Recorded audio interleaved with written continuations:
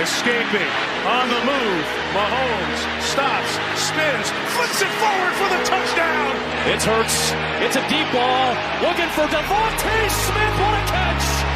Inside the 5. Hurts going deep for A.J. Brown, he has got it! Touchdown, Philadelphia! I don't know how you stop this offense when it comes to the dynamic aspect of their run game. Mahomes hurt. None of these guys available right now. Does he have another rabbit in the hat? They've combined for 32 total wins. The Eagles and Chiefs will be playing for Super Bowl 57. Don't call it a comeback. Hey, the Super Bowl is back. Yeah, I heard about that, Shazier. Matter of fact, I confirmed it with my own 2 eyes when I arrived here in Arizona. I am coming to you from Radio Row. It's the best weekend of the year. Maybe it's the saddest. Last game till our favorite game is back in autumn 5-0. The Chiefs and Eagles are set to face off in the meantime here in Arizona with the Lombardi Trophy on the line. And believe it or not, there are several comeback stories in this game.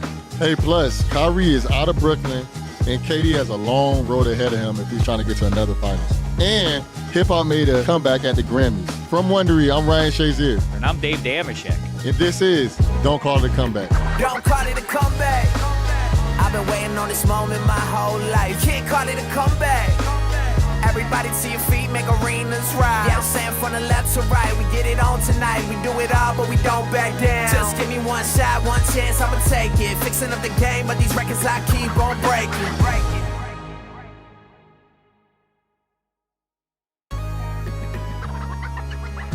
Hey, Shek, the Super Bowl is just days away, and we have a few comeback stories to cover. Yes, we do. Let's start with the Chiefs coming back to their first Super Bowl since losing to the Buccaneers in 2021. And they're doing it with Pat coming back from a bad ankle injury. You know about that just a couple of weeks ago. Can they get their would-be dynasty back on track this year?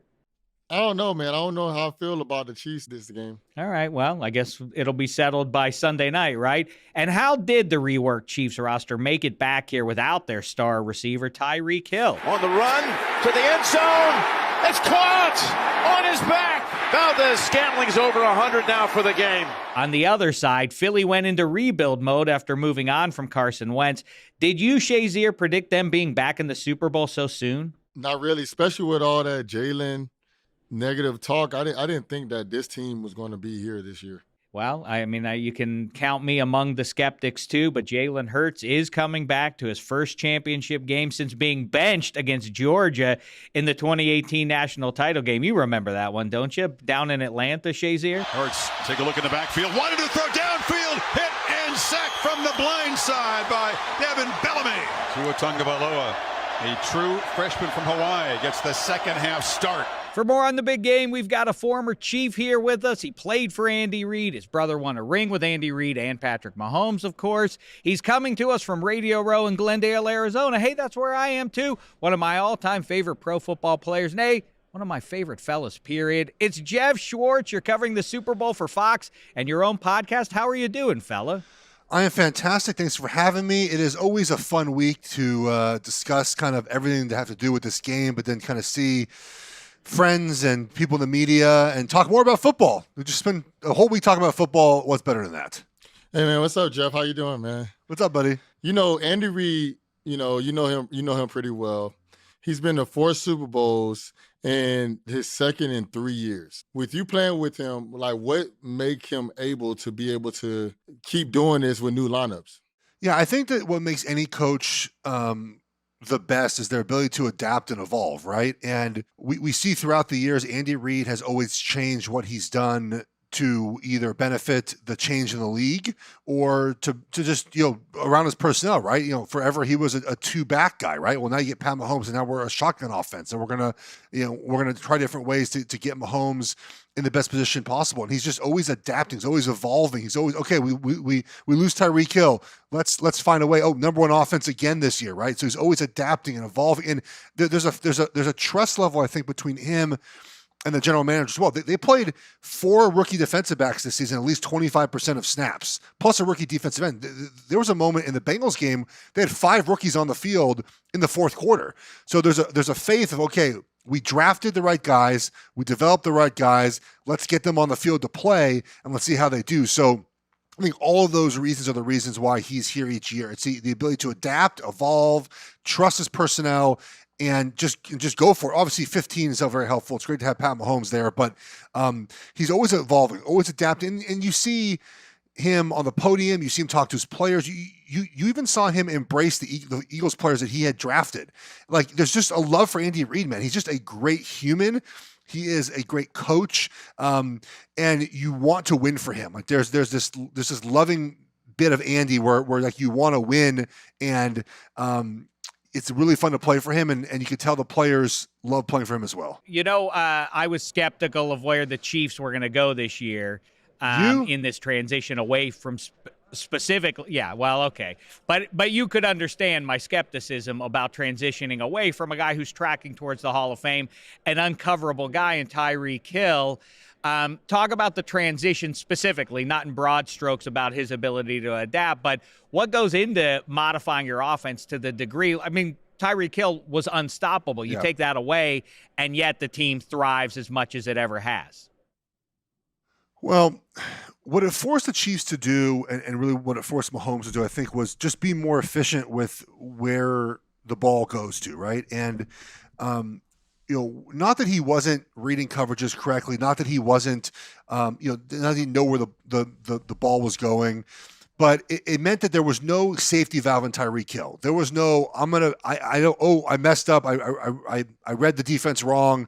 Okay, I'm going to run around and find Tyreek Hill. He'll make me right. Now, that guy is Travis Kelce, but there's less of that than I think than there was obviously last season. And they still have the explosive play rate, which is pretty high, but they just do it differently now. And they're just a much more efficient offense. Right? Balls out, boom. Balls out, boom. Okay, I'm going to take advantage of this guy. Done. Balls out. And I think it allowed them to really spread the wealth. I mean, they're going to end up having 10, 11 guys catch passes on Sunday. Like, it allows them just the ability to get a lot of guys involved, spread the defense out far and wide. And look, they're still missing that guy. We saw in the Bengals game, there are times when you can lock up this team in man-to-man. You double Kelce, you get physical with Juju and MVS, and it's really hard to generate an offense against man coverage at times.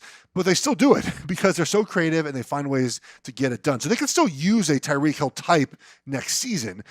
I think that's the one adjustment they will have to make on offense moving forward. But the ability to just to allow more efficient play was the reason why I think they got rid of Tyreek Hill. Hey, Geoff, I want to ask you this. Is Andy Reid the best coach in the NFL? I think right now it's hard to argue otherwise. I think Bill Belichick is the greatest coach ever. I think right now Andy Reid is ahead of him, right? I mean, just if we're talking about right now, like where would you again, Belichick's the best ever. Andy Reid's probably second best if we're going all time. But right now in the NFL, it has to be Andy Reid, right? I mean, look at what he's done. Again, he lost the maybe best wide receiver in the NFL, and the offense was just the same this season. They're playing all these rookies. They're backward. They're 14-3, or really 16-3 now. We've lost 3 games by 10 points. With that being said, the last time the Chiefs lost, their O-line was not able to stop the D-line of the Buccaneers. The Eagles had 70 sacks this year. They lead the postseason with 8. They have more sacks than anybody else in the playoffs. Do you think the Chiefs' line is up to the challenge this game? At times when the Chiefs play a good pass rush, I felt that Andy Reid has been a little too conservative, right? He's gone kind of the conservative route and not been as aggressive. And I understand that, right? But I will say, like, the Chiefs' offensive line is not that bad, right? They're really good line compared to what they were. And you have to find creative ways to scheme up help. And they do that. Like, if you watch them play, they don't just align the running back next to the tackle and have him chip, because defensive ends see that as well, and they can change their pass rush. They have backs come from the other side. They have tight ends motion in. They slide help. They screen. They chip. They cut. Like, they have so many different ways they build and help. And what's really going to be important for me is the Eagles' first down defense, because if you keep them, if the Chiefs are the best in the NFL at first down, if you limit their production on first down, it makes them theoretically third and long, right? Third and long is where, again, the help has to stay a little bit longer, where you're in those pure pass rush situations. 3rd and 2 is different. 3rd and 3 is a little bit different, right? It's easier for the offensive lineman to just quickly block and the ball's out. Plus, you can run the ball in 3rd and 3. Like that's the thing the Eagles always do, obviously. But for the Chiefs, like there's opportunities to run the ball in those situations as well. So, if the Chiefs continue to win first down, I don't think it'll be as important. But if the Chiefs can't win first down, you're in those 3rd and long positions. It's not good because look, you can't help both those guys. You can't help Orlando and Wiley. You can only help one of them. People don't realize that when you help, that's one less guy in the route, right? And the Chiefs offense, they flood a lot, right? Like they have 3 or 4 guys in a route concept on one side of the field. And the tight end and the running back are part of that flood concept. And if that running back and tight end now is used as a chip guy and not as part of the flood, well, that's one less receiving option. So it makes your pass game, going back to what I said about man coverage, it makes those guys have to win more one-on-one, and it's not really what the Chiefs do as well. So there's a whole part of this where you don't really want to chip if you don't have to. So I'm curious how the Chiefs end up, kind of piecing together a game plan to protect Pat Mahomes, but also continue to run their offense. So everybody that's listening and trying to understand what he means by flood, basically he means that 3 or 4 guys are on the same side of the field. So basically the running backs in the flat, tight end is about 5 to 7 yards. Then you have somebody else that's doing like a deep route, like almost a go route. So you have 3 to 4 guys on one side of the field, if you guys just trying to understand what I mean. Well, it's interesting. You're talking about pass concepts, and we're talking about the QB league, and the best in the QB league is Patrick Mahomes.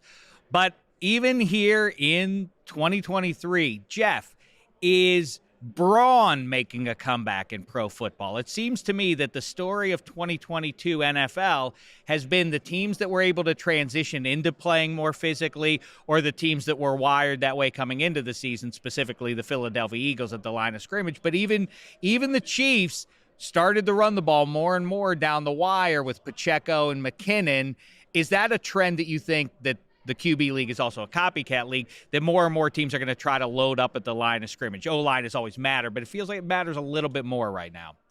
Well, I think where you see that more than anything else is the 13 personnel now, right? The one wide receiver and 3 tight, the one running back and 3 tight end personnel group with 1 wide receiver. Because as even going back to, let's say, 15 years now, when college offenses went to this spread offense, right? And so to combat that, guys on defense are getting smaller, and those smaller guys on defense are now going to the NFL. And and to make to now you have the smaller guys on defense. Well, guess what? Let's put a tight end on one of those smaller linebackers, smaller safeties now, right? So like there's this kind of this ebb and flow of personnel, and we're at the point now where you have, I think, offenses trying to get a little bit bigger. The ability for Jalen Hurts to run the football is such a plus for this run game. Like it's hard to put into words as an offensive lineman, like how great it is to see a lighter box, to see guys having to fit runs differently because they're worried about if Jalen Hurts will keep the ball or not. It's awesome. Like you get these good box counts, like it's great. And so I think people do not, we know Jalen Hurts can run the football, but his ability to manipulate a defense because of that is so impressive. And it allows the Eagles to be that good in offense rushing the football. If they were a traditional, like, we're going to get under center and run the football, yeah, they'd still be good, but I'm not sure they'd be as efficient they are now, because it's a different type of offense, right? But the ability to run these great box counts, to shove guys off the ball, the way they do for linebackers to kind of not fit exactly right because they're worried about Hurts keeping the ball, man, it's really fun to watch. And it feels like that transfers to me. If they can push around the Niners on both sides of the ball at the line of scrimmage, why would the Chiefs be able to offset that? That's been the trend the whole year. With those couple of games that Hurts sits down towards the end of the regular season, notwithstanding, this has been a juggernaut that just physically manhandles everybody. I suspect that's the way this one goes on Sunday. If I were the Chiefs, I would force Jalen Hurts to keep the ball in every zone read. When you watch him run, he does not seem as healthy as he's been in the past, which is a story that I bet we'll find out his shoulder is worse than we thought it was after the Super Bowl. I would force him to keep the ball and take those hits. That's how I would do it. Then you avoid having to have those defensive linemen basically take double teams on, because Jalen Hurts is keeping the ball. I would force him to keep the ball every single time and live with the results. That's how I would do it. We'll see what Spags does. Yeah, that's a tough one. That's a tough one. But it is the last game of the year, and you basically should just, balls to the wall, just throw everything you can at it. I really feel Jalen can hurt you with his legs. He's that type of player. But they have the weapons outside. So one thing that's really interesting to me, and,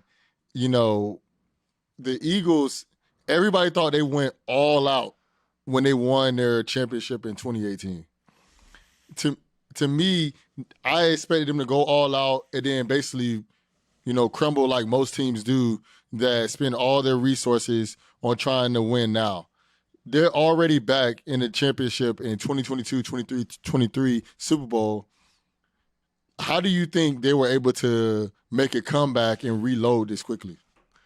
Well, it's very simple. Your defensive line, offensive line are all guys mostly you drafted, right? You had a couple additions here and there, so like boom, like that's you say, look, Carson Wentz is not working. We're moving on. Like goodbye. Like you can't. If you don't think a quarterback can do it, move it along. Like there's no point anymore just waiting 2 years to say, oh, is he our guy?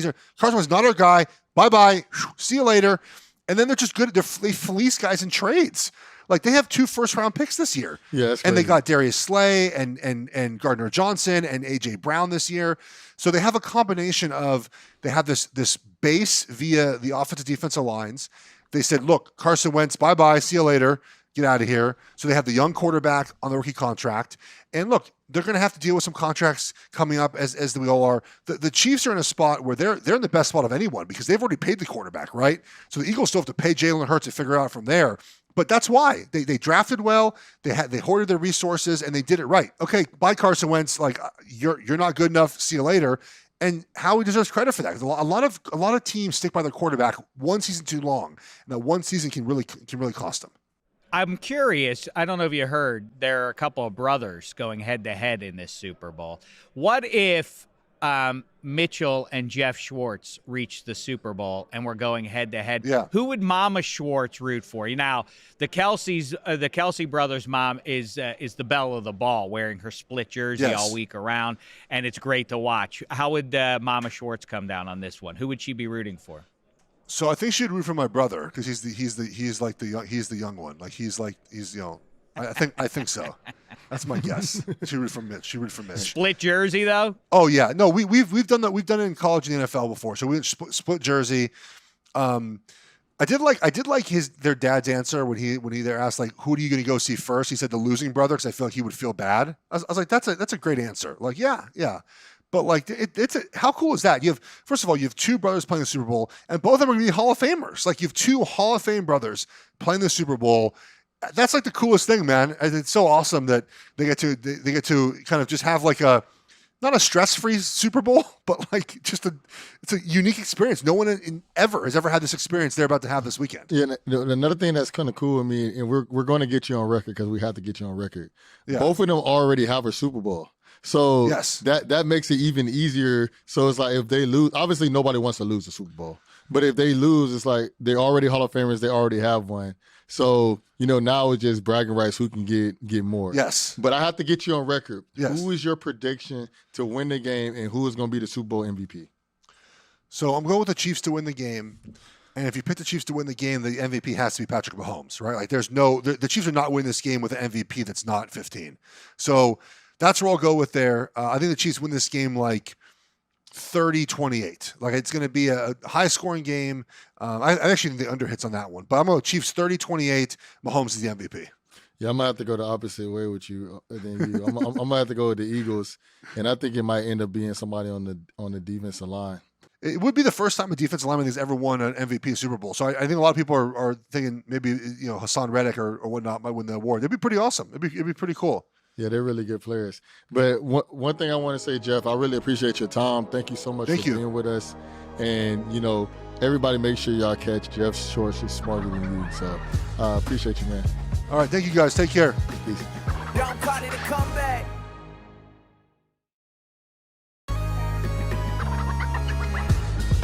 All right, 5-0, time now for some other comeback stories in the news. We got to give them a look, even though it's Super Bowl week. This is the check down. I don't know if you saw it there, 5-0, but my own Indiana Hoosiers basketball team knocked off top-ranked Purdue over the weekend. Shazier, is Indiana basketball making a comeback? To me, it depends on what you mean a comeback.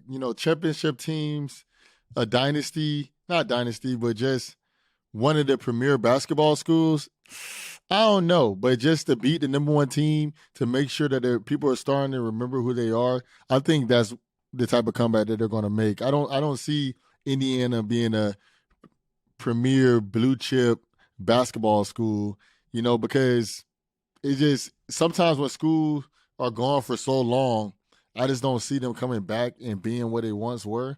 But hey, you just never know. But I don't see it. Well, that's stinking thinking there, 5-0. But either way, you're from a blue blood football school at Ohio State. I thought that it was cool that the kids ran out onto the floor, but apparently some curmudgeons frowned on that. They thought it was wrong for current Indiana University students to run out onto the floor to celebrate because of the blue blood status, as if those 20-year-old kids gave a junk about what Bob Knight did in 1987. I thought it was nice. I thought it was nice. I thought it was a lot of fun. Kyrie Irving demanded a trade from the Nets 1 year to the day from James Harden doing the same. Now Kyrie is teaming up with Luka in Dallas, and the Nets are down to one superstar at the time of this recording. 5-0, can KD win a title without any all-star teammates? I just don't see it. And the reason I don't see it is not because KD's not good enough and not because I don't think KD can take a team to a championship. I just think it's extremely hard for somebody to win a championship by themselves, especially in the day and time of sports that we live in. There is no sports team that you can think of that just won it by themselves. Giannis has Chris Middleton. The Yankees didn't win it, but the Astros, they had all that wonderful talent that they had on the team. If the Chiefs win it, you got Travis Kelce. You have, Juju Smith-Schuster. You have Chris Jones. You have a lot of these wonderful, talented players. If the Eagles win it, the Eagles team is a super loaded team. The Lakers have Anthony Davis and LeBron. And then now Dallas have Kyrie and Luka. I just don't see KD going through the East by himself, beating Jason Tatum, beating Jaylen Brown, then beating them, then now going to beat Milwaukee, then going to beat the Cavs. I just don't see him beating all those teams by himself. He's going to have to drop 50 a night, and I still don't think that will be enough. Well, perhaps my question will be moot, as Jesse Jackson once said, or at least the character playing him in an SNL bit once said. The question is moot because maybe KD himself will move on. DeMeco Ryans is coming back to Houston, the city that drafted him back in 2006, except for now he's the head coach. Shazier, what are your expectations for Ryans' reunion with the Texans? I'm going to be completely honest with you. I did not want him to go here. I'm just completely honest with you. I just feel Texans is one of those franchises that's almost doomed to fail. And I hope, if I ever get into coaching, they don't listen to this particular podcast because you just never know what our future entails. I don't know if I'm going to get into coaching or not. I think DeMeco Ryans is a phenomenal player. He was a phenomenal coach. I just don't like the situation that he has in Houston. They have some pieces, they have some draft picks, but I just don't like the ownership. I just don't like the structure of the team, and I just hope they give him time. It's really exciting to see an African-American male get a head coaching job in the NFL because a lot of times they don't get these type of opportunities, and especially with Houston being one of the teams that is particularly it doesn't favor, African-American coaches as much as other teams. I just hope that he's treated right. They give him the time to actually build a team, him and the GM actually build a relationship, and he can do well. When it comes to the coaching side of things, I think he can do phenomenal. I just hope that him and the front office can get on the same page. Yeah, they have some nice pieces. The draft picks are there for them to load up. They can get the franchise QB. You would assume that that's what they're going to do with their first pick there. I love the fit. I love the story of a guy who played for the team coming back and now serving as the head coach. And I hear you. That has been a star-crossed franchise since they came into existence. Let's see if one of their proudest alumni can turn things around for him. Brian Flores has been hired by the Minnesota Vikings to be their defensive coordinator next season. Shazier, how long before he's back as a head coach in the NFL? I think he's still kind of going through that lawsuit or whatever he's doing with the NFL, so I think it might be a little bit of time. I feel that he's definitely one of the better coaches in the NFL. He was proving that when he was in Miami. You know, Mike McDaniels has a team now. They played well, but Brian Flores did the same thing with a team that wasn't as good as the team that he has now. You know, so me personally, I think Brian Flores is a phenomenal coach. I spent a lot of time with him. I spent time with him when I was going to Steeler practices, going to their camp, and I think he's going to lead that team, especially turn that defense around in Minnesota. They definitely need a phenomenal defensive coach over there. I just think it's going to take them a little bit longer time than you want. I always tell people, this is a situation. Obviously, this is not the same, but you know, if you sue the owners of McDonald's, you know, it's hard for them to want to give you a manager job again. You know, so I think he's going to earn his job back. I just think the situation that he's in right now, especially what's going on in the NFL and the climate, he's going to find his way back. I just don't think it's going to be as soon as he deserves it. Yeah, the off-field stuff that got so sideways with him, not from anything that he did aside, boy, that NFC North figures to be pretty rugged come next season. If you assume that the Bears get it right with some draft picks and help Justin Fields out, here come the Lions. Here come the Vikings with Kevin O'Connell. Now you assume the defense will be a little bit stronger. Packers in last place in 2023. We shall see. The Grammys celebrated the 50th anniversary of hip-hop this week with performances from Missy Elliott, Big Boy, Run DMC, Queen Latifah, Questlove, Method Man, Public Enemy, Busta Rhymes, DJ Jazzy Jeff, the Grandmaster Flash, and many greats. Shazier, who's your favorite old-school rapper? So I'm going to just have to go with just the normal, the Biggies, the Tupacs, because the thing is, I have to, you guys always say I'm young but old. I'm 30 years old, so it depends. Like right now, somebody would say Andre 3000 is an old school rapper, and somebody would say JC is an old school rapper. But if I talk to Gabe, I talk to Andrew, me and Tasha are like the same age. So, and Quincy, we're kind of on the same page. I would say Jay-Z, but Jay-Z is he old school? So if you're going like that, then I would say, probably Tupac. I have a few of his albums. I actually have some vinyls of Tupac at my home. I think he's a great artist, and he would have been a great artist if he was still alive with us today. But if you don't use if I don't use a Tupac type of guy, it'll probably be Jay-Z or Andre 3000. I loved Outkast when I was younger. I got to tell you, Shazier, I know I'm a square, and this doesn't change that fact. But when you were about 3 years old, 4 years old, in diapers, well, you probably weren't in diapers. That would be weird. But either way, I was going to see Tribe Called Quest and De La Soul around Chicago. That doesn't make me cool, but those are my favorite old schools to answer the question. And you know what? That's it, Shazier. We'll continue to debate the world of hip-hop, sports, and all the comebacks out there. But for now, that's it for this episode of Don't Call It a Comeback. So make sure to follow, rate, and review us on wherever you're listening. Make sure to check us out on YouTube and click that subscribe button on the Wondery channel so you don't miss an episode. See you all next week. Don't call it a comeback. I've been waiting on this moment my whole life. Can't call it a comeback.